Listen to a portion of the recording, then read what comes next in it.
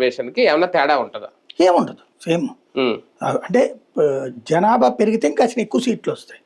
అవును, ఇప్పుడు 33% కాబట్టి ఇది సీట్లు పెరగచ్చు. 175 పరంగా వచ్చినప్పుడు దగ్గరగా 80 దాకా వస్తాయి కదా, 85 50 45 ఆ రేంజ్ లో వస్తాయి. 40 అంటే 3 4 120 కదా, 50 అంటే 3 5 50 55 60 దాకా వస్తాయి సీట్లు. 55 నుంచి 58 దాకా వస్తాయి మహిళలకి ఇప్పుడున్న లెక్క ప్రకారం. అదే 225 అయినాయి అనుకోండి, దగ్గరికి 80 దాకా వస్తాయి, అప్పుడు 70 దాకా వస్తాయి. ఆ మహిళలకి అప్పుడు ఇంకో సీట్లు పెరుగుతాయి.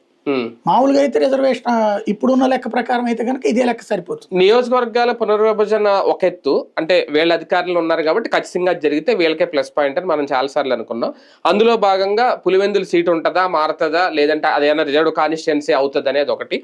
అలాగే ఇలాగ కొన్ని కాన్స్టిట్యున్సీస్ లో వీళ్ళు మహిళా రిజర్వేషన్లు ఇస్తే వీళ్ళని ఖచ్చితంగా అక్కడ మహిళా అభ్యర్థులు నిలబెట్టి ఆ తరహా రాజకీయాన్ని చేస్తారు.